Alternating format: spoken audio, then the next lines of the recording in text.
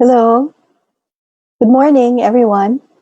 I'm teacher Yayi, and I'm here to talk about an approach that might possibly help us with the delivery of our curriculum in the coming school year.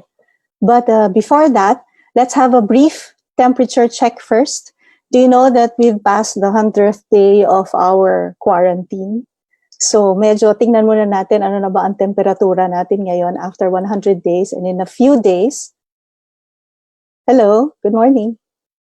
In a few days, we'll be starting our new school year. Um, let's have a brief temperature check first.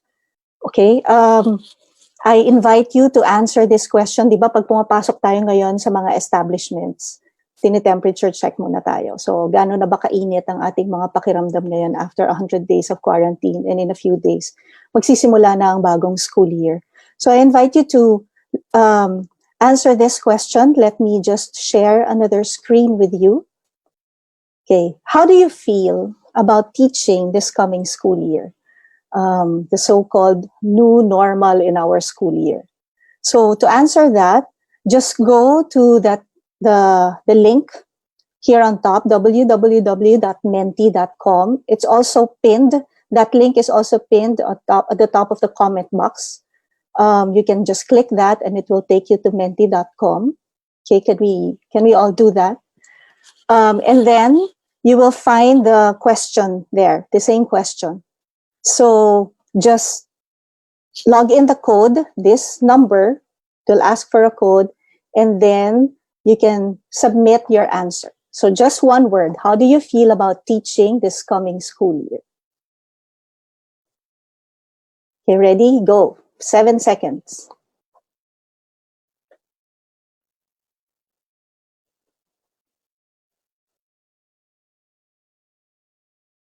In 5, 4, 3, 2, 1. Okay. 2 seconds more. 1, 2. Okay, maybe we can stop. Okay, let's look. Ang pinakamalaking sagot ay anxious. And some are excited. It is very challenging for all of us. There's a bit of pressure, that's true. Although these are very uncertain times, it's still very, very challenging, right? Nakakatakot, nakakanerbiyos. Okay. Thank you for all your answers. Let me just shift back to my original slide. All right. So it's really understandable that we have this whole range of emotions that you're feeling: excited, anxious, nervous, and we feel that it's very challenging because most of us are really entering uncharted pedagogical territory.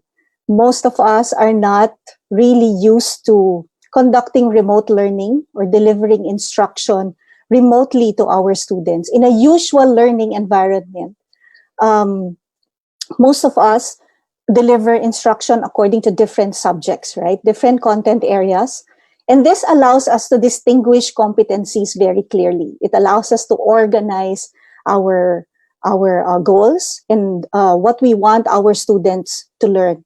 And also in a regular school year, in a face-to-face mode, we have the benefit of a specific space and a specific time for dedicated to schooling.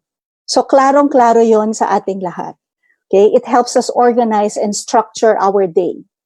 Okay, but now in a remote learning setup, the home becomes the primary learning venue.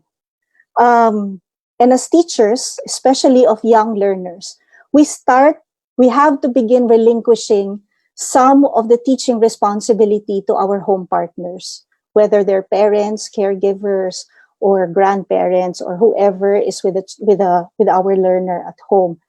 And yet, even though we have started, even DepEd has started to pare down all the competencies to the bare essentials, there's still too many. and yet we have too little control over the time and space in which learning will occur. Okay. An approach that has been long espoused by educators is something that we call curriculum integration. So by the end of this talk, we would like to find some answers, siguro, kasi ito yung isa sa mga sinasabi nila, nire-recommend nila na baka makatulong sa atin in this new normal. What is it? Why should we do it? What does it look like in teaching? And what does it imply for us teachers of young learners? Okay. But before we begin, let me invite you for another poll. Isa pa, no? I invite you once again to answer this question. Okay. What do you know or what have you heard about curriculum integration? You'll be given choices. We'll go again to menti.com, but there you will now find choices. Are these some of the things that you know or have heard about curriculum integration? A, there are no subject areas. B, there are subject areas, but the activities are related to each other. It's thematic or theme-based, or maybe it's none of the above, or maybe you've never heard of curriculum integration at all. Okay, so let's go there. You can again click the link. Wow, ang dami na palang sumagot nung ating, okay. Go to menti.com, you can use the same code, and you can start answering the question. You will find the choices there. So what do you understand of curriculum integration?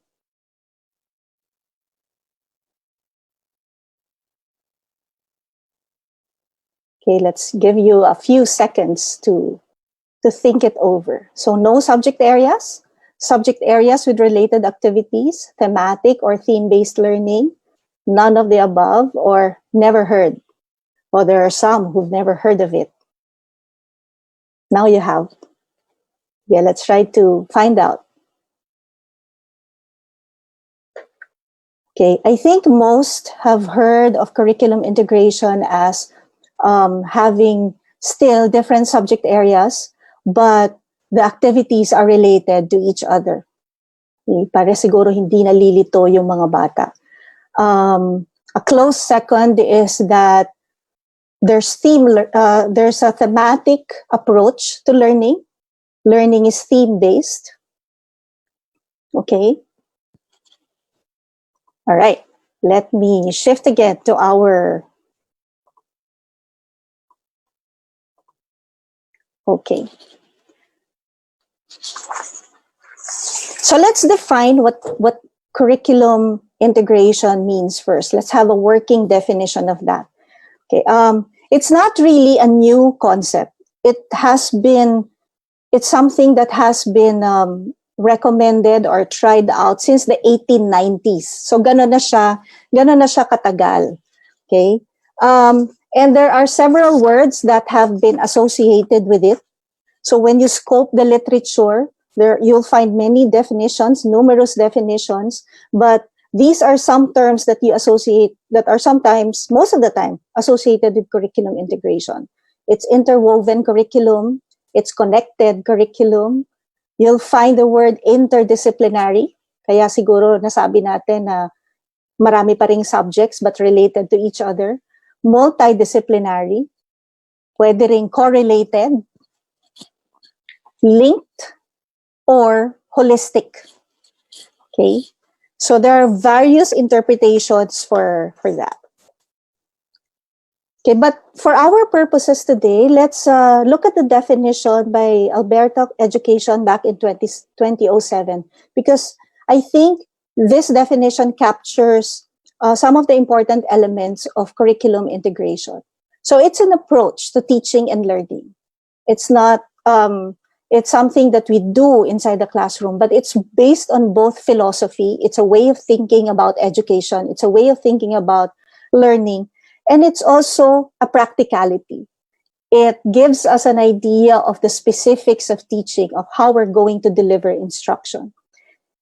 It draws together knowledge, skills, attitudes, and values from within a subject area and across different subject areas so that you come up with a more powerful understanding of key ideas within the curriculum. So why is it recommended to do integration in the school? First of all, it allows greater flexibility, especially nowadays in the coming school year. I think our teachers need a lot of flexibility in planning for the curriculum. We cannot be as structured and as rigid as we used to be when we have full control of the learning environment. As I said a while ago, our learners will be at home. Siyempre, alam naman natin na teritoryo nila yung bahay nila. So they can basically do what they want to do there. And even if you're doing synchronous sessions over Zoom, we really don't know what they are doing if they're still engaged. So we need greater flexibility. We need to develop the key skills and understanding that will transcend different strands of education. Second reason is that it builds on prior knowledge and experiences. When we choose meaningful connections, just like how it was defined before among the subject areas, it helps students build on what they know and what they have experienced in the past. And this supports their holistic view of the world, and ensures that what they are learning has meaning for them and is relevant for them. It also unifies student learning. Curriculum integration enables students to develop a unified view of the world. Okay? It doesn't present the world as something fragmented or concepts are separate from each other. So nakikita nila ng buo ang mundo. Okay? Next reason, curriculum integration reflects real world experiences. When the curriculum is organized in a holistic way, it reflects the world better. Okay, what they learn at home and what they learn in school becomes clearer. The connections between the two becomes clearer, and this actually is a representation of what we want our children to learn in the 21st century. To see real world issues and real world problems and see multiple solutions to these problems.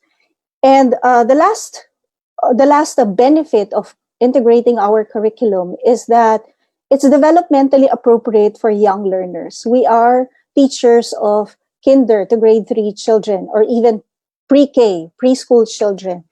They learn from wholes to parts. Okay, they see the world as a whole. They don't see it first as piecemeal. So integrating the curriculum and presenting it holistically matches the way that young learners think. Okay. So for those of us who are used to treating learning as separate subjects, integration can be a real challenge. Hindi po siya ganon kadali. I'm not going to sugarcoat it for you. It takes a lot of practice, and it takes a different kind of mindset for us to be able to integrate our curriculum.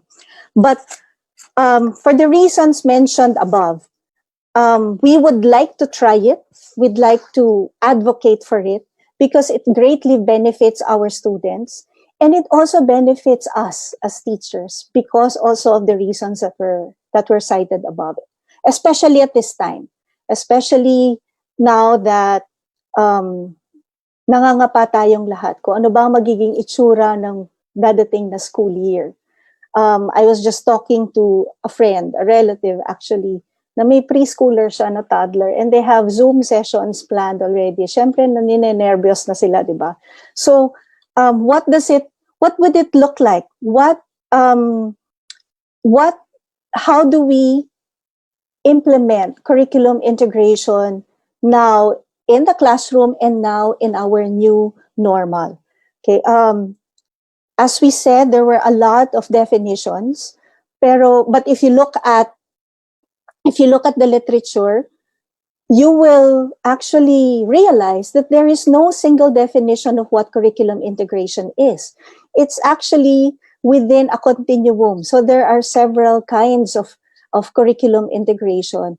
There is no prescribed method that you can do. There are different kinds. So along that continuum, marami tayong makikita. So let's look at some ways that curriculum integration can look alike. It can look like. In our poll a while ago, you were presented with three options. There are no subject areas. There are subject areas, but related activities and theme-based. So let's look at those three ways by which curriculum integration can occur, because those are the manner by which we can do that. Okay. So the first one, there's the indistinct subject integration. Wala po tayong subjects. There's the topic or theme-based integration. And there's the kind of integration where subjects are still recognizable. So maybe we can look at those examples and show how that might look like. Okay, let's look at indistinct subject integration first. In this type of integration, subjects are indistinguishable or unclear as to where each subject begins or where each one ends when you combine them together. Okay, hindi mo na alam kung saan ka nagmamath, kung saan ka nagliliteracy. And these usually are very evident when we do project-based learning with our students. So how can that look like? Okay, for example, you have a project with your kindergarten class. This is already a home-based learning setup. Okay, so one of the first projects, by the way, projects are based on real-life issues, real-life concerns that our learners may have. Okay, so you want them, first of all, to set up their own work area at home. Kasi syempre, bahay nila yun. It's all, I'm sure you've heard teachers and in most webinars telling us that we have to have a structure in our home where they can do schoolwork. Parang mag-set aside ng area. So, paano ba yun gagawin? So, it's recommended that you do this with your learner. Okay, so kindergarten siya. When you do projects, there's a planning stage and there's the implementation stage. I'm just going to present this, yung pinakasimple niya, just to demonstrate how this integration can happen. So if you notice, wala po tayong mga subject areas na pinag-uusapan. We're just talking about the project. So for the planning stage, what might the activities involve? There might be a mind webbing activity where the caregiver or the teacher over Zoom or any synchronous platform talks about what do you need for a work area. What does a work area look like? What do you know about it? When you're working, what would it look like for you? Do you want it to be quiet? So may mga ganun po tayong mga usapan. So since you're at home, what part of your home do you think can fulfill those requirements? So meron na tayong usapan na ganyan. So if you look at the learning, if you attach that to a learning competency, yung usapan lang na yun, meron ng literacy and language. For our teachers who are familiar with recently published MELCs by DepEd, makikita po natin itong mga code na ito. So the competency, you name the places, the things found in your home, and that's language and literacy. You build vocabulary. Okay? You might also want them to do a little bit of research. Siyempre, what does research look like in kindergarten? They might ask other people at home if this is an area that they can use, if they have the equipment or the furniture that they need. So these are study skills. Then an adult and the child can do some brainstorming. You talk about the things that you need with appropriate descriptive words. It has to be long, it has to be short. So again, that's developing a specific competency, which is in the area of oral language, literacy and language, the learning domain of literacy and language. So after planning, meron ng implementation stage. So when you implement, you start designing. We sit with a child, with our kindergarten child, and start designing our work area. So you might want to have a blueprint of it. So let them draw So, and there is again a specific competency attached to that. Ito yung sining. Sa ating MELCs, nakalagay siya sa learning domain ng arts. So, nabibigyang pansin ng mga linya, mga kulay, mga hugis, kasi pag gumawa ka ng floor plan, medyo meron ka ng mga shapes doon. And you also want them to estimate and measure size, kung kakasya ba doon sa space na kanilang napili. So, there's math learning there. When you start collecting items, there might be a counting activity involved. So again, that's a math competency. And then when you actually set up, you talk about symmetry, you talk about balance, and then there's some kind of there might be some kind of negotiation that will happen. So that's a socio-emotional learning. And of course, pag nagbuhat ka na at nagtulak-tulak ng mga gamit, may gross motor skills. So within that project, wala po tayong pinag-uusapang mga subject areas. And yet, we are able to target competencies under different content areas. So that's what we mean by integrating it without talking about subjects. So this is project-based, but it can also happen within certain routines. For example, when you're working with a calendar is a very practical tool, whether we're in school or at home. And it's very important that at a young age, children understand how a calendar works and what it measures. It's basically a measurement of time, measuring it by days, measuring it by months, or measuring it by year. So when every day, when we ask our caregivers and we talk about the calendar, whenever we have sessions with our students, we measure the passage of time. Okay, and then we introduce new vocabulary, yesterday, today, and tomorrow, the next day, next week. We also target acquisition of the understanding of numerals, the number symbols. Okay, the sequence from 1 to 30 at least. If we ask them to write certain events in their calendars, that's already fine motor skills. Or if we want them to anticipate a certain event and we want them to learn how to calendar, that's planning skills, or coming up with to-do lists on certain days. So those routine activities, they give us an opportunity to go through several competencies without really segregating them into the different subject areas. So nakikita po natin indistinct yung mga subject areas. So that's one way of integrating. The second one is a topic or theme integration. So by definition, from Hurlis and Gittings in 2008, this kind of integration combines multiple subject areas such as math, literacy, or the arts to a central theme. Okay? So what this entails is some comprehensive planning, because this time you already have in mind some content areas. Okay? And you are contextualizing those content areas using a central theme or a central event, a significant event that children are familiar with, or something that affects them. So it's important for us to choose a theme or a topic that is authentic and is relevant to them. So what is an example of that? COVID-19. We're all going through it. Our children are going through it. Imagine they are not allowed to go out of their homes for a very long time already. They haven't seen their classmates. They're not going to be able to hug their teacher or hug their classmates in school. So this is something that affects not just adults, it affects children as well. So this is something, and I think, I really believe that when the new school year comes, this should be one of the very first topics that we should talk about. Not something that will present them, something that will present our learners with real situation and process their feelings about it. Okay? Noong una siguro, okay sa kanila na hindi pumapasok. Pero syempre, it takes a toll. May stress din yan sa mga bata.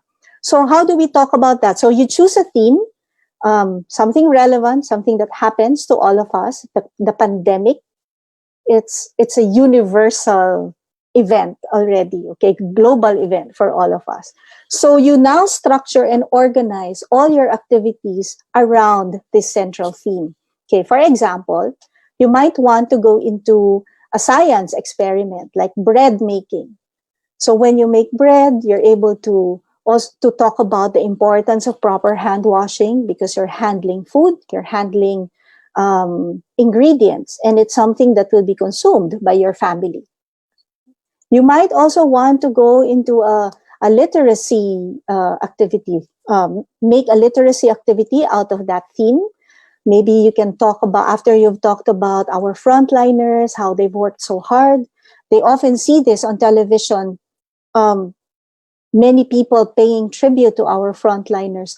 Maybe they can also write a letter for them, okay, and then actually give them to the frontliners, whether they're medical frontliners, health workers, or our um,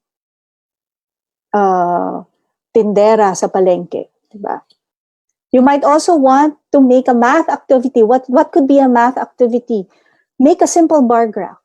Monitor how many COVID cases were reported for the past few days, and then make a simple bar graph or present them with a graph, and then maybe they can learn how to interpret it.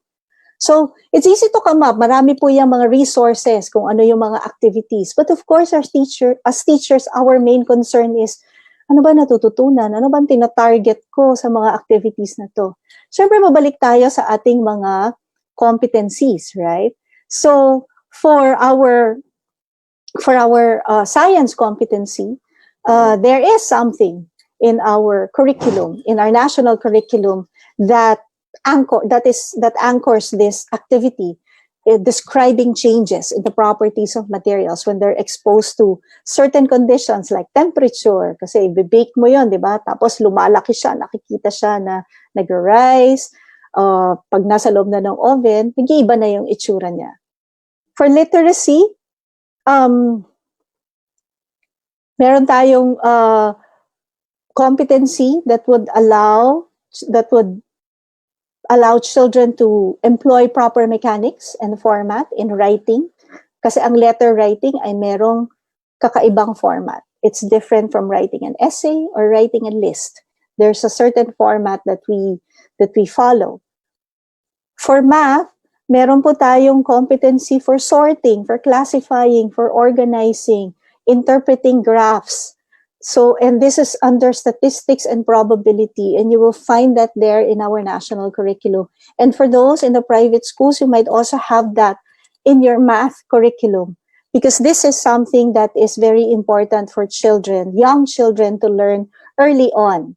And it's based on a theme. What we did for this kind of integration is contextualize all the activities so they don't look separate. We're talking about one thing, one very relevant issue, and that's the pandemic. Okay? So let's go to another, to the last one, recognizable subject integration. Okay, what does this mean? You examine an idea or an event from several disciplines, from the perspective of several disciplines. So you develop a more powerful understanding of a central idea or of a problem or an event. This is a definition back from Parker in 2005. So you still retain those subject areas. So paano siya magiging integration kung meron ka pang mga subject areas? So one of our choices a while ago is that you have related activities. So very clear sa'yo yung mga subjects. For example, our school or our curriculum focuses on science. There are some schools that focus on social studies. That's the core of their curriculum. But for example, your school focuses on the core of the curriculum is science-based siya. So for one unit, maybe you're talking about plant life in science. So many of our activities target these skills, observing different kinds of plants in the environment, using your senses, grouping plants according to certain characteristics or parts or habitat or kind. We also want them to identify what plants need and what are ways to take care of them, taking care of different kinds of plants. And maybe with also part of our curriculum entails the identification and description of how plants can be useful to us, how that interdependence between humans and plants can, and how we can coexist in this world. Okay, let's take one of those competencies, for example. Okay, grouping plants according to certain characteristics. So you have your lesson around that.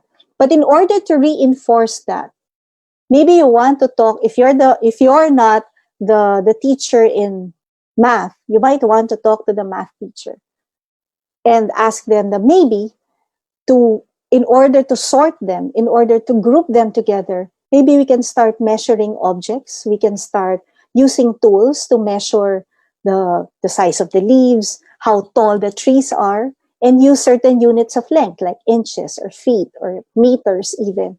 And you're now using that subject area in order to reinforce your science-focused curriculum. And the art area of your school might be engaged also to establish an understanding of those differences between plants. You want them to draw, you want them to make a painting maybe of the different kinds of plants that they have observed within their environment.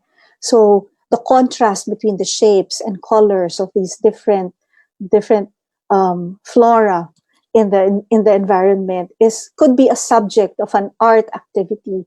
And yet you're talking about certain artistic concepts like color and lines, but you are actually reinforcing another concept in another subject area. Okay, so those are the three different things that we can do.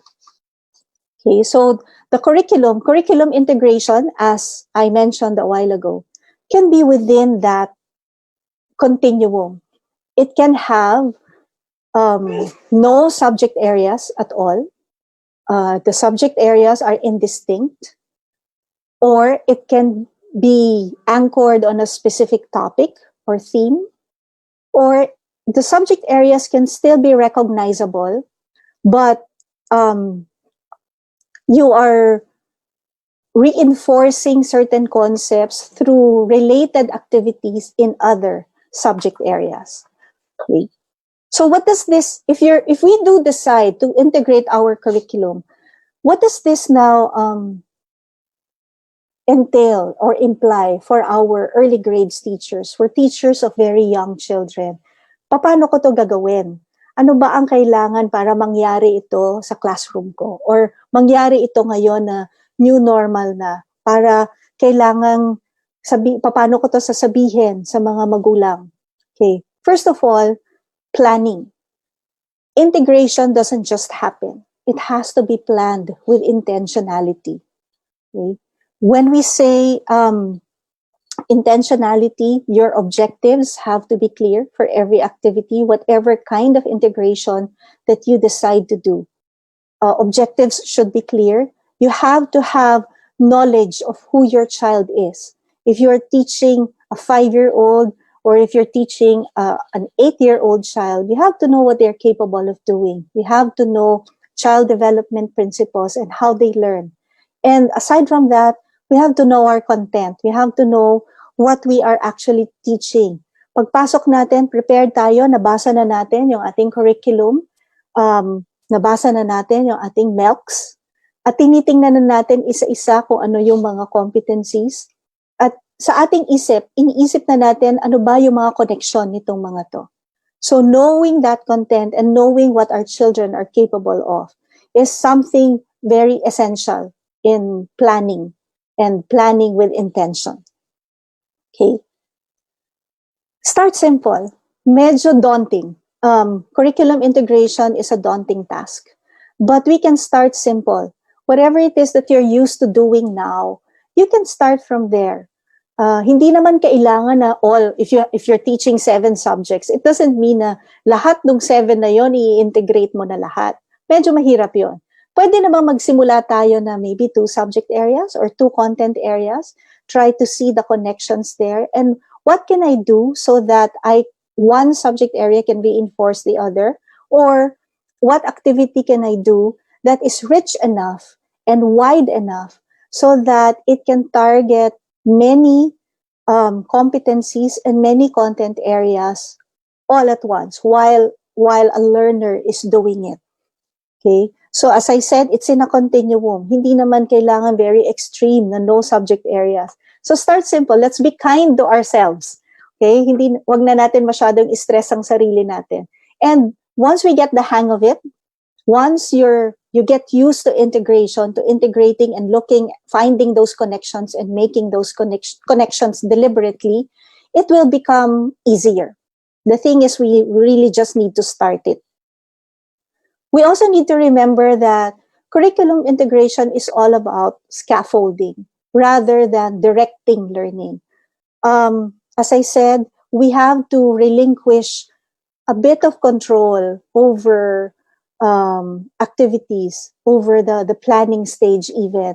We have to engage everyone involved in every stage of the activity. Of course, there are still specific concepts that need direct or explicit teaching.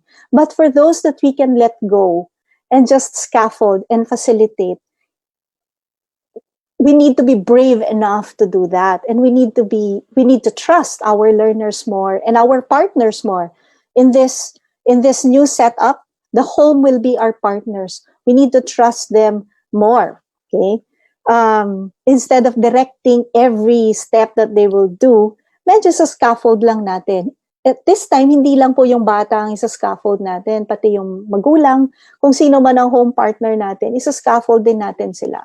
We don't want them to duplicate what we're doing inside the classroom. Hindi po sila teacher, sila po ay magulang, sila ay kasama sa bahay, sila ay lolo at lola. So, hindi po siguro sila tatayo sa bahay nila na parang may classroom tapos sila yung magtuturo doon. So, what are these ways? These are supports that we can give to our parents. It also implies a lot of collaboration. Because of the scaffolding that will happen, we need to be collaborative. Who do we collaborate with when we structure our curriculum in such a way that it's integrated? We collaborate with each other. Yung mga teachers, kailangan mag-usap-usap tayo. Curriculum integration requires that we don't live and plan in silos na math ako, math lang ang tuturo ko, math lang ang pag-iisipan ko. Science teacher ako, science lang ang pag-iisipan ko. Curriculum integration requires collaboration because the connections may not be readily apparent if you're just working on your own, but when you collaborate with another teacher, then those connections can become more evident, and then we can work together to make learning more holistic, to make our plans more holistic and connected with each other and relatable to children. We're also collaborating with children, with our learners. What is it that interests them? Where are they leading us to? If we're focused so much on directing their learning, especially in a remote setup, it's easier for them to disengage with us. Kunyari po, nasa Zoom, baka po patayan lang tayo ng video. Ayaw na nila yung pinag-uusapan natin if it's not relevant to them. So we need to collaborate, be ready to collaborate with our learners. And because the home has become our new partners, we also need to be collaborative with our parents, with or whoever is the caregiver at home. We need to find out how their routine is at home. We don't want they also have their own lives, right? So hindi po natin isisiksik na ihinto ninyo ang buhay ninyo para lang maturuan ninyo yung mga anak. So kailangan po yung ganong klaseng collaboration. How do we now integrate the learning of the children with the routine that is happening at home? Okay, and also the parents will have to be collaborative as well. What do I need to give up in order for this to happen? Pwede naman pong ganon. We create that kind of environment for our children. Okay. This also implies that there will be a lot of critical thinking involved. Okay, because of the negotiation, it becomes a negotiated curriculum among partners.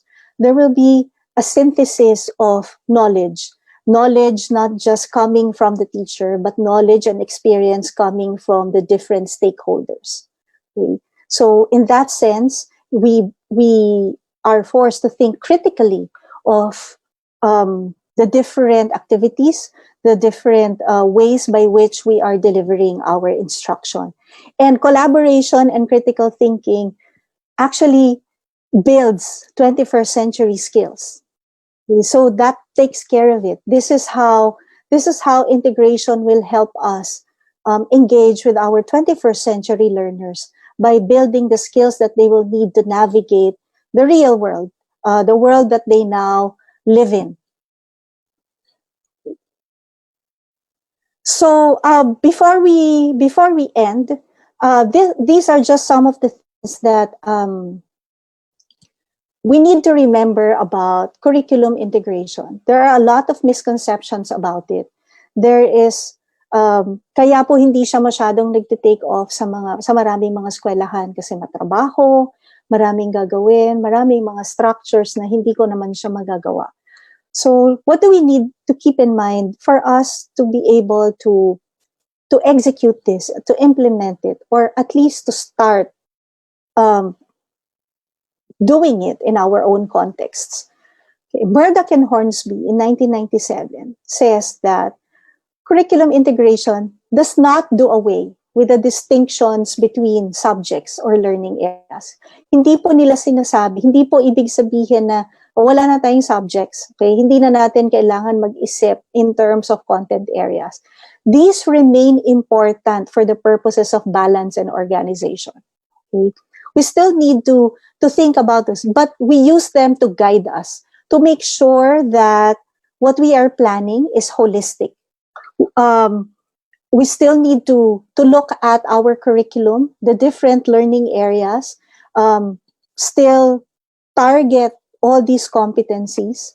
But when we present them to children, they are presented not as fragmented as they are on our documents, but as a whole, an activity that is presented holistically. This is what Drake calls coherence in education. Okay, education should not be presented in a fragmented way, in a fragmented manner. The connections have to be made apparent because that is really the essence of curriculum integration. Making those connections and allowing our learners to find those connections with the help of the teacher and with the help of our home partners. Okay, those connections have to be allowed to emerge from whatever activity we have planned for them. Integration is a reflection of real life. Okay, that's why it becomes relevant and meaningful to the learners because they're solving real life problems. They're looking at things in their immediate environment. And this leads to more engagement and to more motivation. One of the problems that one of the concerns of teachers in conducting remote learning is how do we engage? Kasi yun po yung problema ng remote learning. Number one po yung access, which we have been talking about in a lot of webinars.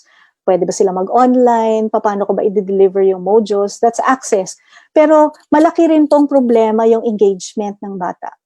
Okay? In a remote setup where you are not physically there to catch them, when you cannot deliver your essentials in a physical classroom, engagement becomes a problem. There are some learners who are not even motivated kung hindi talaga nila nakikita ng personal yung teacher. Relatable. Like what Drake also said, the world we are living in is changing. Papalit-palit po yan. Our world before is very, very different from the world of our learners now. And because of that, education must also change with it. It must go with the times. If our world is an interconnected and interdependent world, it only makes sense that knowledge be presented as interconnected and interdependent. As adults, when we do things now, hindi naman po natin iniisip yung mga ginagawa natin in terms of math, in terms of reading. Ginagawa natin siya nang hindi natin napapansin na yung alam natin about math, about reading, about science, ay nagagamit natin. Because everything is interdependent and interconnected. And that's how the world works. So what we want our children to go through in their education, in their academic life, is something that is reflective of that. So, before I end, just want to say that integration is not easy. As I said, I'm not going to sugarcoat it. It's not always easy. More often, it's easier said than done. Ito po mga pinagsasabi ko, malamang marami sa inyo nagsasabi na, di naman yun ganyang kadali. Totoo po yun. It's easier said than done. The challenge really is to find those factors in our school, in our school structure, and even in our own mindsets, our own teaching mindsets that constrain us, and also those that enable us to integrate our curriculum, to do curriculum integration. We need to remind ourselves constantly that reality is not fragmented.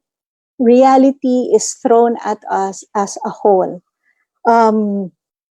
Problems have multiple solutions, and we have to find those solutions not just within specific areas, but in all other areas that is affected by those problems. And I believe that this is the essence. This is the real essence of curriculum integration.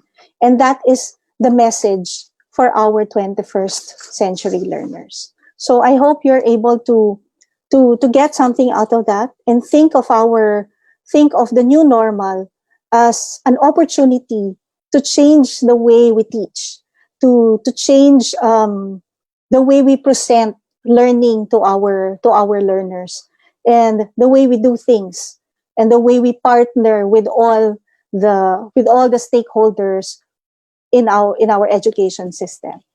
Okay? So I will end my presentation there. These are the references. If you're interested, and some people that helped me put together this presentation. So I will now answer some questions if there are questions. Let me see. Okay. Let me just stop sharing first. Para po makapag-usap tayo ng maayos. All right. Okay.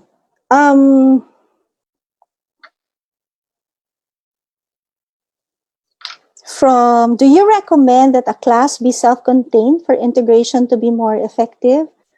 It makes it easier if a class is self-contained. If you're the only teacher teaching all the subjects, or at least all the core subjects, you have more control over the planning stage. But it should not be an obstacle. If there are several teachers, as I said, collaboration will be the key to that. You need to talk to each other. You need to collaborate with each other and talk about the learning that will happen. As I said, siguro po yung integration, hindi tayo kailangan magtrabaho within silos of our subject areas. Mag-uusap lang po tayo. Mas napapadali lang po siya kung self-contained. Pero kung lahat naman po ay willing mag-collaborate, then I think mangyayari pa rin yung integration. Another question, how to start curriculum integration sa high school? Kasi po ang high school ay very, very structured. What I've presented to you is more focused on early grades. Pero sa high school, ganun din po. Yung mga teachers, bihira po kasi ang self-contained no, sa high school. But as I said, it takes a lot of planning. And during planning, the collaboration has to be very deliberate and intentional. Uupo po tayo para po tayong naglalak for our DepEd teachers or faculty meeting. Pag-uusapan natin yung curriculum, ano na ba yung pinag-uusapan ninyo? If you go thematic, o lahat ng ating pag-uusapan, lahat ng competencies and activities to learn these concepts should provide examples within this context of the theme, like for example, the pandemic or COVID-19. Okay?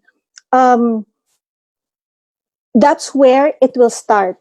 The willingness to collaborate with each other, because that is key in whatever grade level you are in or whatever grade level you are teaching.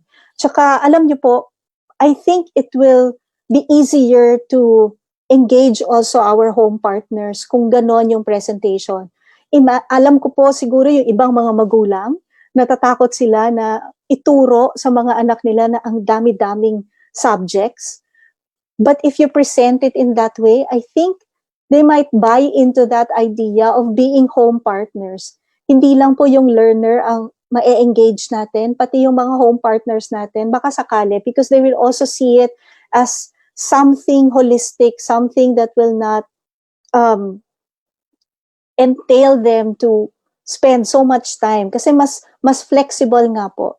So isang activity siguro, pero marami nang napag-uusapan, marami nang nata-target. Okay? Let me just go through other questions. How would an actual schedule of a kinder class look like? For preschool, ang recommendation po kasi talaga for preschool learning is hindi po talaga hindi subject-based sana, no? Because these are very young children. The younger the child is, the more whole the learning is. Hindi siya, ang bata po, mas bata siya, mas buo ang tingin niya sa mga bagay. Pag nakakita siya ng puno yung nakikita niya.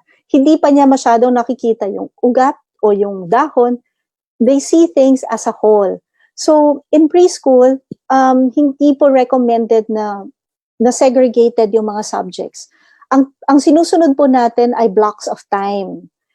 Even our DepEd curriculum promotes that. Blocks of time po, you have meeting time, then you have a certain block of time for work period where you may have your mini lessons about certain concepts. You have your free play or maybe a child-directed, child-initiated playtime where the teacher prepares that environment with materials and children can manipulate those materials and learn and practice certain concepts. So ganun po yung recommended organization or structure ng isang araw para sa isang preschool. In a remote learning, ganun din, no? Kasi parang sa bahay naman nila, ang nangyayari, hindi rin by subject. They go through a certain routine. So yung routine na yon, pwede natin siyang i-duplicate sa preschool at doon natin isisingit kung ano man yung kailangan nilang matutunan. I hope I answered your question. We apply integration from grades 4 to grade 6 learners. Pwede po. Kanina po ay sinagot ko yung sa high school. Pwede po yung mangyari. You can talk about certain phenomenon in high school. I know there is a country that practices yung ganito. They talk about, for example, climate change. And then lahat po ng mga subject areas ay yon ang pinag-uusapan. Yun po yung nagiging konteksto ng competency building nila. Grading. Ito po ang isang concern ng teacher, no? Assessment at saka grading. Hindi na po ibig sabihin na porket hindi siya nakasegregate, hindi na natin malala. As I said, it's still important to think about the different content areas. It's just that you're presenting them to the child as wholes. Ngayon, kung pagkatapos gawin ng bata yung mga activity, alam naman natin yung objectives natin, ano yung mga skills na tina-target natin. So it takes a lot of observations, it takes a lot of artifacts from the child, kung ano yung mga outputs nila, kung ano yung mga products nila, kung ano yung evidence of learning. And then from those pieces of evidence of learning that come out of whatever activities we have planned for them, yun po yung magiging basis natin ng grades.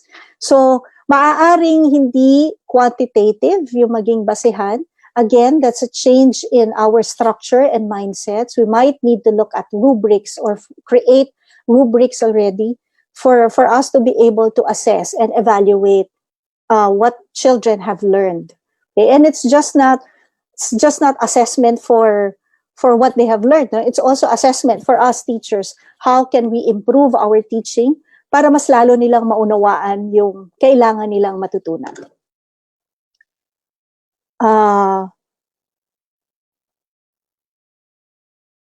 What if we have textbooks and our principal asks us to write modules aligned to each books?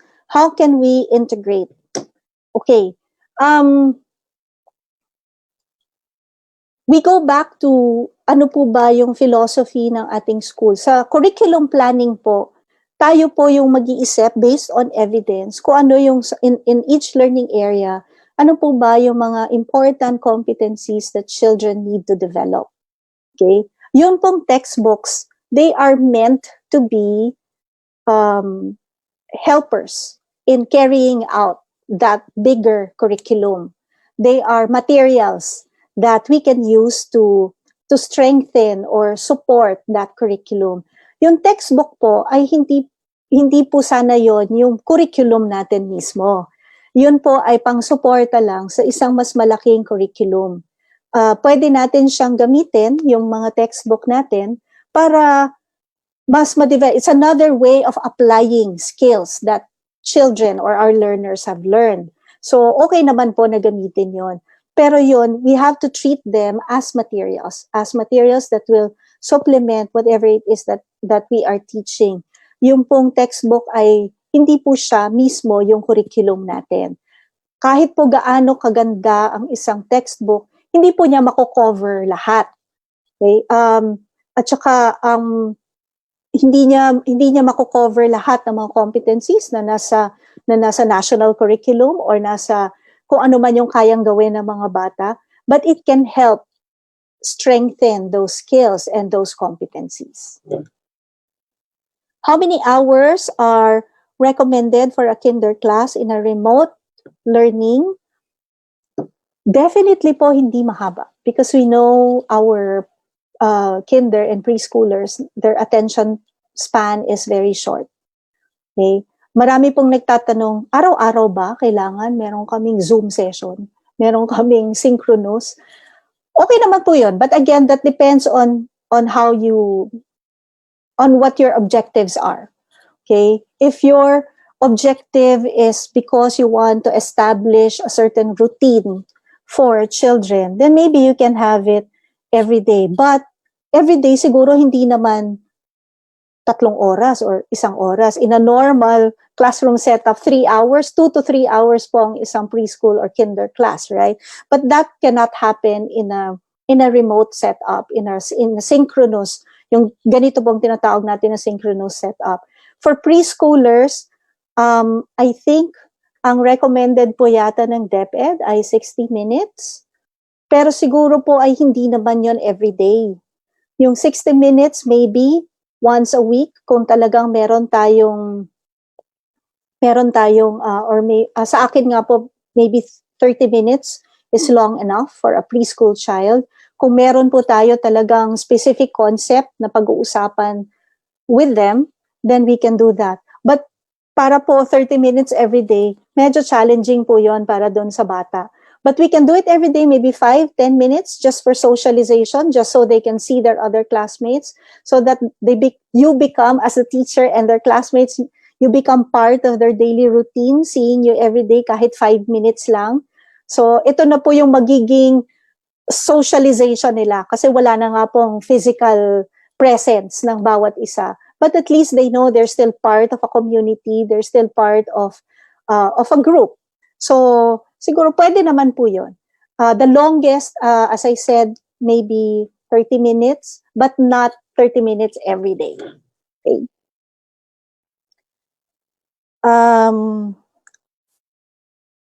Okay. So I think we've covered a lot of our questions. Kung wala na po tayong tanong, marami pong salamat sa inyong pakikinig at mabuhay po tayong lahat ng mga gurong Pilipino. Salamat po.